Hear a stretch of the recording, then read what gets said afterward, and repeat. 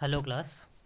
आज की क्लास में हम पढ़ेंगे फ्रैक्चर शाफ्ट ऑफ ह्यूमरस, जिसमें हमने पहले प्रीवियस फ्रैक्चर्स की जो क्लासेस हुई थी उसमें हमने स्कैपुला फ्रैक्चर के बारे में पढ़ा हुआ है। बाकी सारे जो फ्रैक्चर्स हैं वो सब हमने पहले कवर कर रखा है। कुछ फ्रैक्चर्स जो है वो बचे हुए थे पढ़ने को, जिसमें एक था ह्यूमरस फ्रैक्चर, दूसरा था स्कैपुला। तो जो लास्ट क्लास हुई थी जिसमें उसमें हमने फ्रैक्चर ऑफ स्कैपुला को हमने पढ़ा हुआ था। आज की क्लास में हम पढ़ेंगे फ्रैक्चर शाफ्ट ऑफ ह्यूमरस। ठीक है, ह्यूमरस के बारे में हमने पहले भी पढ़ा हुआ है कि जो इसका जो लोअर पार्ट होता है, बच्चों में हमने एक सुप्राकंडाइलर फ्रैक्चर भी पढ़ा हुआ है। और डिसलोकेशन जब हम पढ़ रहे थे, एल्बो डिसलोकेशन, तब हमने पढ़ा था कि बच्चों में जो एल्बो डिसलोकेशन होता है वो कॉमन नहीं है, बच्चों में जनरली नहीं होता है, लेकिन बड़ों में जो है वो एल्बो डिसलोकेशन होता है। बच्चों में क्या होता है, एल्बो डिसलोकेशन की जगह पे सुप्राकॉन्डाइलर फ्रैक्चर ऑफ ह्यूमरस। ठीक है, तो ये सारी चीज़ें हमने पढ़ी है, लेकिन आज हम जो है सुप्राकॉन्डाइलर फ्रैक्चर की बात नहीं करेंगे। आज हम पढ़ेंगे सिर्फ ह्यूमरस के शाफ्ट के बारे में। तो फ्रैक्चर्स के सारे जो क्लिनिकल फीचर्स होते हैं वो सब चीज़ें हमने पहले भी पढ़ा हुआ है, तो इसको हम फिर से सारे फीचर्स को यहाँ पे इंक्लूड नहीं करेंगे। ठीक है, तो फिर आज हम स्टार्ट करते हैं फ्रैक्चर शाफ्ट ऑफ ह्यूमरस। ठीक है, फ्रैक्चर शाफ्ट ह्यूमरस जो है वो कॉमन होता है कि इसमें एडल्ट्स में, देन इन चिल्ड्रन, चिल्ड्रन में कम पाया जाता है, एडल्ट्स में जो है वो ज़्यादा पाया जाता है। कौन सा पार्ट? शाफ्ट का फ्रैक्चर। ठीक है, लेकिन हमने सुप्राकॉन्डाइलर फ्रैक्चर पढ़ा है कि वो बच्चों में ज़्यादा पाया जाता है, बड़ों में कम पाया जाता है। यहाँ पे हम शाफ्ट की बात कर रहे हैं, इसलिए शाफ्ट का फ्रैक्चर जो है मोर कॉमन है एडल्ट्स में एज़ कम्पेयर टू चिल्ड्रंस। ठीक है, कुछ पिकुलियरिटीज़ है ह्यूमरस के जो शाफ्ट का फ्रैक्चर है वहाँ पे, या फिर ह्यूमरस जो है उसके सराउंडिंग में कुछ ऐसे स्ट्रक्चर्स होते हैं जो उसके बहुत सारे एडवांटेजेस हैं, उसके कुछ डिसएडवांटेजेस हैं। ठीक है, next to clavicle this is the second most common birth fracture. ठीक है, ड्यूरिंग बर्थ होने वाले फ्रैक्चर में मोस्ट कॉमन फ्रैक्चर कौन सा होता है? क्लेविकल का फ्रैक्चर। अगर उसके बाद अगर सेकेंड मोस्ट कॉमन फ्रैक्चर की अगर बात करें तो वो है ह्यूमरस के शाफ्ट का फ्रैक्चर। ठीक है, लेकिन आगे और देखते हैं क्या है। Due to surrounding thick muscles, ठीक है, इसके सराउंडिंग्स में बहुत सारे थीक मसल्स होते हैं। वो मसल्स जो है इस ह्यूमरस को कुछ इस ह्यूमरस जो है वहाँ पे कुछ एडवांटेजेस जो है वो प्रोवाइड कराता है, और इसके कुछ डिसएडवांटेजेस भी हैं। तो सबसे पहले हम एडवांटेजेस की बात कर लेते हैं कि कौन कौन से एडवांटेजेस हैं जो इसके सराउंडिंग में थिक मसल होने के कारण इसको मिलता है। सबसे पहला है incidence of compound fracture is low. ठीक है, ह्यूमरस का जो शाफ्ट है उसके फ्रैक्चर में कंपाउंड फ्रैक्चर होना जो है उसके चांसेस कम होते हैं, क्योंकि इसके सराउंडिंग में बहुत सारे मसल्स होते हैं। ठीक है, दूसरा कौन सा है? Thick muscles ensure rich periosteal blood supply. ठीक है, पेरियोस्टियल ब्लड सप्लाई होने से क्या होगा कि इसकी जो हीलिंग होती है ह्यूमरस शाफ्ट का जो है उसका यूनियन जो है या फिर हीलिंग जो है बहुत ही ईजिली और बहुत ही फास्ट होता है। ठीक है, फिर है malunion remain concealed within the thick musculatures. ठीक है, तो अगर यहाँ पे कोई माल यूनियन होता भी है, अगर फ्रैक्चर है शाफ्ट के ह्यूमरस के शाफ्ट का, और वहाँ पे अगर कोई माल यूनियन होता भी है तो वो मसल्स में कवर्ड होने के कारण इजली जो है विजिबल नहीं होता है, जिसके कारण कोई कॉस्मेटिक एबनॉर्मेलिटी जो है इजली विजिबल नहीं हो पाती है। ठीक है, फिर है concealed shortening of the humerus if any. ठीक है, अगर शॉर्टनिंग हो रही है, जैसे हमने फीमर फ्रैक्चर में पढ़ा, अगर फीमर फ्रैक्चर में कोई शॉर्टनिंग है तो वो इजली उसके गेट में चेंजेस के कारण जो है हमें दिखाई दे जाता है, लेकिन ह्यूमरस में अगर कोई शॉर्टनिंग होती है तो वो इजली डिटेक्टेबल नहीं होती है। ठीक है, तो ये भी इसका एक एडवांटेज है। डिसएडवांटेज क्या होता है इसके सराउंडिंग में बहुत सारे थीक मसल्स होने का? तो वाइड डिस्प्लेसमेंट अकर, अगर कंप्लीट फ्रैक्चर हो रहा है तो डिस्प्लेसमेंट के चांसेस जो हैं वो ज़्यादा होते हैं इसके सराउंडिंग में थीक मसल होने के कारण। ठीक है, अगर डिस्प्लेसमेंट ज़्यादा है तो ऑब्वियसली माल यूनियन होने के चांसेस भी जो हैं वो ज़्यादा मिलेंगे। ठीक है, माल यूनियन भी ज़्यादा हो सकता है। फिर आगे क्या है? सॉफ्ट टिश्यू इंटरप्शन इंटरपोजिशन में अकर कॉजिंग नॉन यूनियन। ठीक है, हो सकता है इसके जो फ्रैक्चर हैं शाफ्ट का के फ्रैगमेंट जो हैं उसके अंदर कोई सॉफ्ट टिश्यू जो है वो प्रेजेंट हो, जिसके कारण यहाँ पे माल यूनियन हो। ठीक है, फिर आगे क्या है? ड्यू टू द बाल and socket variety of joint, shoulder joint above mall union usually does not cause functional disability. ठीक है, अगर कहीं पे माल यूनियन हो रहा है तो उसके जो अपर पार्ट में कोई जॉइंट है वहाँ पे कोई डिसेबिलिटी जो है वो दिखाई नहीं देती है। ठीक है, अब यहाँ पे एक ग्रेविटी जो है यहाँ पे एक मेजर रोल प्ले करती है। जैसे हमने जब शोल्डर डिसलोकेशन जब पढ़ा था, हमने वहाँ पे 3 मेथड पढ़ा था शोल्डर डिसलोकेशन को करेक्ट करने का। सबसे पहला था कोचर्स मेथड, सेकंड था हिपोक्रेटिक मेथड, और लास्ट था एक स्टीमसन्स मेथड। ठीक है, जिसमें हम ग्रेविटी का यूज़ कर रहे थे शोल्डर जॉइंट को रिडक्शन करने के लिए। वैसे ही ग्रेविटी जो है यहाँ पे भी एक मेजर रोल प्ले करती है। इस ग्रेविटेशनल फोर्स के कारण, ग्रेविटेशनल फोर्स जो है वो लॉन्गिट्यूडनली लगता है जो ह्यूमरस है उसके एक्सिस के अलोंग। ठीक है, तो उसके कारण क्या होता है कि जो रिडक्शन है वो इजीली हो जाता है। जो फ्रैक्चर्स फ्रैगमेंट जो है अगर डिसलोकेट हुआ है या फिर फ्रैक्चर होने के बाद डिस्प्लेसमेंट है तो उसका रिडक्शन जो है बहुत ही ईजिली हो जाता है। और रिडक्शन होने के साथ साथ जो है इस पोजीशन पे भी वो ग्रेविटी के कारण प्रॉपरली मेंटेन रहता है, जिसके कारण यहाँ पे माल यूनियन नॉन यूनियन के चांसेस जो हैं वो कम होते हैं। ठीक है, फिर शॉर्टनिंग के पहले हमने बात कर लिया था कि अगर शॉर्टनिंग होता भी है तो वो इजीली विजिबल नहीं होता है, जिसके कारण कोई कॉस्मेटिक इफ़ेक्ट जो है उस पेशेंट पे नहीं पड़ता है। इसमें एक और चीज़ें हैं कि अगर ह्यूमरस का फ्रैक्चर होता है शाफ्ट का तो वहाँ पे रेडियल नर्व की इंजरी जो है वो हो सकती है। इसीलिए रिडक्शन से पहले जो है हमें इस चीज़ को इंश्योर कर लेना चाहिए कि वहाँ पे पहले से कोई रेडियल नर्व की इंजरी तो नहीं है, या फिर बाद में आप मतलब दोनों टाइम हमें इस चीज़ को देखना चाहिए, रिडक्शन से पहले और रिडक्शन के बाद में। हो सकता है ड्यूरिंग रिडक्शन जो है ऐसा हुआ हो कि नर्व इंजरी हुई हो। ठीक है, रेडियल नर्व की इंजरी हो गई हो, तो इसी चीज़ को हमें इंश्योर करना है कि नर्व इंजरी जो है वो पहले से है या फिर हमारे रिडक्शन के दौरान जो है उसको रेडियल नर्व की इंजरी हुई हो। ठीक है, अब पढ़ते हैं मैकेनिज्म ऑफ इंजरी। ठीक है, फ्रैक्चर अगर है, ह्यूमरस का फ्रैक्चर अगर है तो वहाँ पे मैकेनिज्म ऑफ इंजरी क्या है। ठीक है, तो सबसे पहले है डायरेक्ट फोर्स। ऑब्वियसली जितने भी फ्रैक्चर्स हमने पढ़े हुए हैं वहाँ पे एक मेन फैक्टर जो होता है, मेन मैकेनिज्म होता है फ्रैक्चर के लिए, डायरेक्ट इंजरी।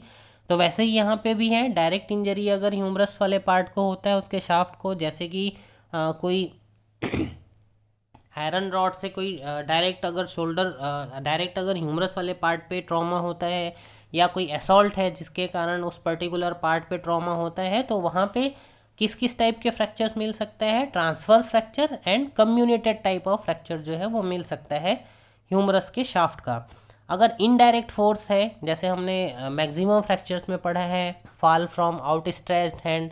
ठीक है, तो वैसा ही है इसमें भी। अगर आउट स्ट्रेच हैंड से अगर कोई पेशेंट गिरता है, कोई पर्सन जो है गिरता है, तो वहाँ पे भी फ्रैक्चर हो सकता है। लेकिन उसके टाइप्स क्या क्या होंगे, किस टाइप के फ्रैक्चर्स होंगे, oblique and spiral type of fracture. ठीक है, फिर बर्थ इंजरी की बात हमने पहले भी किया हुआ है, कुछ देर पहले हमने पढ़ा था कि second most common birth injury है। फर्स्ट कौन सा था, क्लैविकल का फ्रैक्चर, लेकिन second most common birth injury में बर्थ फ्रैक्चर जो होता है वो कौन सा है, ह्यूमरस के शाफ्ट का फ्रैक्चर। क्लिनिकल फीचर्स क्या क्या हैं, तो हमने जितने फ्रैक्चर्स पढ़े हैं सारे जो फ्रैक्चर्स हैं उसके क्लिनिकल फीचर्स जो है वो सेम ऐसे ही है। जैसे पेन, ठीक है, पेन सारे फ्रैक्चर्स में होता ही है। स्वेलिंग जो है वो प्रेजेंट होगा, पेन, स्वेलिंग एंड डिफॉर्मिटी। ठीक है, डिफॉर्मिटी जो है अलग अलग फ्रैक्चर में अलग अलग होता है। जैसे हमने डिसलोकेशन पढ़ा था, हिप डिसलोकेशन, उसमें क्या था कि लेग जो है वो मीडियली रोटेटेड होता था। लेकिन जो हमने फीमर कि जो नेक का फ्रैक्चर है वहाँ पे हमने क्या पढ़ा था कि अगर नेक ऑफ फीमर का फ्रैक्चर है तो डिफॉर्मिटी कैसी होगी कि लेग जो है वो एक्सटर्नली रोटेटेड होगा। तो इस टाइप से डिफॉर्मिटी जो है वो चेंज हो सकती है, अलग अलग हो सकती है।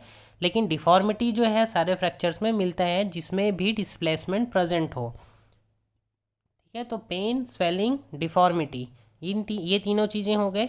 इसके बाद जो है एक फीचर और मिलता है नर्व इंजरी का। तो ये हमने क्लास में पूरा डिटेल में लिखा है कौन से नर्व की इंजरी होती है, तो हमें क्या क्या चीज़ें मिलती है, जिसमें हमने क्या क्या पढ़ा हुआ है, फुट ड्रॉप पढ़ा है, रिस्ट ड्रॉप पढ़ा है, ये सारी चीज़ें हमने पहले भी बात कर रखी है। ठीक है, तो अभी थोड़ी देर पहले हमने बात किया कि इसमें किस चीज़ कौन से नर्व की इंजरी होने के चांसेस होता है। तो सब इसमें हमने पढ़ा हुआ था कि जो रेडियल नर्व होती है उसके इंजर्ड होने के चांसेस होते हैं। ठीक है, इसको हमने पहले भी पढ़ा हुआ है। अब रेडियोग्राफ की बात करते हैं, तो रेडियोग्राफ जो है वो कौन कौन से किस टाइप के रेडियोग्राफ की हमें ज़रूरत पड़ती है ह्यूमरस के शाफ्ट के फ्रैक्चर को आइडेंटिफाई करने के लिए या डायग्नोस करने के लिए। तो हमें रेडियोग्राफ में किन किन चीज़ों की ज़रूरत पड़ेगी, एक तो शाफ्ट है तो उस पर्टिकुलर पार्ट का इमेज जो है रेडियोग्राफ में होना चाहिए, फिर एक अपर जॉइंट जो है और एक लोअर जॉइंट, ये तीनों चीज़ें जो है वो इंक्लूड होना चाहिए एक रेडियोग्राफ में, तब हम जो है अच्छे से डायग्नोस कर सकते हैं। इसमें हमें अपर पार्ट और लोअर पार्ट के जो जॉइंट्स है उसको लेने की ज़रूरत इसीलिए है, उसको रेडियोग्राफ में इंक्लूड करने की ज़रूरत इसीलिए है कि हो सकता है शाफ्ट के फ्रैक्चर के साथ साथ इन जॉइंट्स पे भी कोई फ्रैक्चर जो है, इन जॉइंट्स के सराउंडिंग में भी कोई फ्रैक्चर जो है वो प्रेजेंट हो सकता है।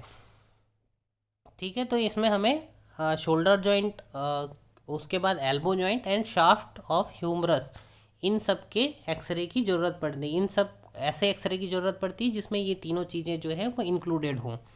ठीक है, फिर है ट्रीटमेंट मेथड। सबसे पहले हम कंजर्वेटिव मेथड की बात कर लेते हैं। तो कंजर्वेटिव मेथड में क्लोज रिडक्शन, सबसे पहली बात, अगर वहाँ पे कोई कंप्लीट फ्रैक्चर नहीं है, कोई डिस्प्लेसमेंट नहीं है, तब हमें वहाँ पे किस चीज़ की ज़रूरत पड़ेगी, सिंपल से एक स्लिंग की ज़रूरत पड़ती है या फिर यू स्लैब की ज़रूरत पड़ती है। यू स्लैब के बारे में हमने क्लास में डिस्कस किया है, क्लिनिकल क्लासेस में, कि यू स्लैब जो है वो क्या होता है। तो अगर सिंपल सा लीनियर फ्रैक्चर है, कंप्लीट फ्रैक्चर नहीं है, कोई डिस्प्लेसमेंट नहीं है, तो वहाँ पे हमें एक सिंपल सा यू स्लैब जो है वो हेल्प कर सकता है ह्यूमरस को हील होने में, ह्यूमरस के फ्रैक्चर्स को हील होने में। ठीक है, तो उन्हीं चीज़ों को यहाँ पे कंजर्वेटिव मेथड में लिखा हुआ है। सिंपल स्प्लिंट इन बर्थ फ्रैक्चर, बर्थ फ्रैक्चर में भी सिंपल स्प्लिंट की ज़रूरत पड़ती है। लीनियर फ्रैक्चर है तो भी जो है वहाँ पे एक सिंपल सा स्प्लिंटेज की ज़रूरत पड़ती है। अगर डिस्प्लेस्ड है तो वहाँ पे अंडर जीए जो है जनरल एनास्थीसिया में उसको डिसलोकेशन जो है, डिस्प्लेसमेंट जो है उसको रिडक्शन करने के बाद स्प्लिंटेज या फिर यू स्लैब जो है वो यूज़ कर सकते हैं। अगर कंजर्वेटिव मेथड जो है वो उसके बाद भी उसका रिडक्शन नहीं होता है, तब हमें ऑपरेटिव मेथड की ज़रूरत पड़ती है। ऑपरेटिव मेथड कौन कौन से हैं वो आगे हम देखेंगे। तो यहाँ पे अभी हमने क्या पढ़ लिया, सिंपल स्प्लिंटेज या फिर यू स्लैब, उसके बाद एक और है हैंगिंग कास्ट। हैंगिंग कास्ट क्या होता है वो आगे हमें इमेज में हम देखते हैं। ठीक है, तो इसमें सबसे पहला जो कास्ट दिखाई दे रहा है वो है हैंगिंग कास्ट। इसमें क्या करते हैं, एक कास्टिंग किया जाता है उस पार्ट से, कौन से पार्ट से, शाफ्ट वाले पार्ट से लेकर के रिस्ट जॉइंट तक। ठीक है, जिसके वेट के कारण क्या होता है, इसका वेट होने के कारण ये इसमें रिडक्शन में हेल्प करता है, ह्यूमरस के शाफ्ट वाले फ्रैक्चर के रिडक्शन में ये हेल्प करता है। सेकंड है यू स्लैब। यू स्लैब जो है, इसको अगर रिडक्शन हो जाता है या फिर कोई डिस्प्लेसमेंट नहीं है, तो यू स्लैब जो है इसको एक पर्टिकुलर पोजीशन पे, उस पोजीशन पे जिस पोजीशन पे यहाँ पे कोई डिस्प्लेसमेंट नहीं हुआ है, उस पोजीशन पे जो है इसको मेंटेन रखने का काम करता है। ठीक है, तो mainly hanging cast U slab का ही ज़्यादा यूज़ किया जाता है। ठीक है, फिर है कुछ ऑपरेटिव मेथड है। अगर कंजर्वेटिव मेथड जो है वो फेल हो जाता है तो कुछ ऑपरेटिव मेथड है जिसका यूज़ किया जाता है। तो ये ऑपरेटिव मेथड जो है कहाँ कहाँ पे यूज़ करते हैं उसकी एक लिस्ट है। कंजर्वेटिव मेथड अगर अब फेल हो गया है तब मल्टीपल फ्रैक्चर है, मल्टी सिस्टम इंजरी है, रेडियल नर्व पाल्सी है, पैथोलॉजिकल फ्रैक्चर है, compound fracture with vascular injury, segmental fracture, intra articular extension है अगर फ्रैक्चर का, बाइलेटरल ह्यूमरल फ्रैक्चर है, ब्रैकियल प्लेक्सिस में इंजरी है, इप्सिलेटरल शोल्डर और फोर आर्म जो है वो फ्रैक्चर है, तब के कंडीशन में हमें ऑपरेटिव मेथड जो है उसका यूज़ करना पड़ता है। ठीक है, ऑपरेटिव मेथड में कुछ मेथड हैं, जैसे डीसीपी प्लेटिंग। डीसीपी मतलब क्या है, डायनेमिक कंप्रेशन प्लेट। ठीक है, तो डायनेमिक कंप्रेशन प्लेट का यूज़ किया जाता है। शाफ्ट के फ्रैक्चर की हम बात कर रहे हैं, ह्यूमरस के। ठीक है, तो वहाँ पे डायनेमिक कंप्रेशन प्लेट का यूज़ किया जा सकता है। दूसरा मेथड क्या है, intramedullary fixation at middle third fracture. अगर शाफ्ट के मिडिल थर्ड का फ्रैक्चर है तो उसमें हम क्या करते हैं, इंट्रामेड्यूलरी फिक्सेशन। फिर थर्ड मेथड क्या होता है, external fixation for open fracture. अगर ह्यूमरस में भी ओपन फ्रैक्चर है, फ्रैक्चर में ओपन है, अगर ह्यूमरस फ्रैक्चर जो है वो ओपन है, तो वहाँ पे एक्सटर्नल फिक्सेटर्स जो होते हैं उसका यूज़ किया जाता है। ठीक है, तो कुछ एक कॉम्प्लिकेशन है ह्यूमरस फ्रैक्चर का। अभी तक हमने ट्रीटमेंट वाला पार्ट पढ़ लिया, कंजर्वेटिव मैनेजमेंट और जो सर्जिकल मेथड है वो भी हमने देख लिया। लेकिन अब हम कॉम्प्लिकेशंस देखते हैं। तो ये सारे कॉम्प्लिकेशन कुछ अलग नहीं है, हमने सारे कॉम्प्लिकेशन क्लासेस में डिस्कस किया हुआ है। तो सबसे पहले है radial nerve injury. Radial nerve injury की बात हमने पहले कर लिया है। रेडियल नर्व इंजर्ड होने के चांसेस हैं। वस्कुलर इंजरी है, अगर दोनों पार्ट फ्रैक्चर फ्रैगमेंट जो है इनके बीच में कोई वेसल जो है वो ट्रैप हो जाता है, तो वहाँ पे वस्कुलर इंजरी होने के चांसेस हैं। माल यूनियन, अगर इनके बीच में कोई टिश्यू जो है वो ट्रैप हो रहा है तो माल यूनियन हो सकता है। प्रॉपर अगर वहाँ पे फ्रैक्चर फ्रैगमेंट जो है वो रिडक्शन प्रॉपर नहीं हुए हैं तो भी माल यूनियन होने के चांसेस हैं। नॉन यूनियन जो है रेयरली है, अगर दोनों फ्रैक्चर फ्रैगमेंट जो है बहुत दूर दूर पे होता है तो वहाँ पे चांसेस होते हैं नॉन यूनियन होने के। ठीक है, तो ये कुछ कॉम्प्लिकेशन है जो कॉमनली देखने को मिलता है सारे फ्रैक्चर में। सिर्फ नर्व जो है वो अलग हो सकते हैं, वेसल्स जो है अलग हो सकते हैं, लेकिन नर्व इंजरी जो है उस पर्टिकुलर पार्ट पे हो सकती है जिसके सराउंडिंग में बहुत सारे नर्व्स हों, वेसल्स हों। तो हर एक फ्रैक्चर जिसके सराउंडिंग में वेसल्स और नर्व्स पड़े हों वहाँ पे इन दोनों के चांसेस होते हैं इंजर्ड होने के। ठीक है, तो ये है ह्यूमरस के शाफ्ट का फ्रैक्चर। आगे क्लास में जो है हम डिसलोकेशन या फिर कुछ जो बर्न है या फिर कुछ और पार्ट जो है सिलेबस का बचा हुआ वो डिस्कस करेंगे।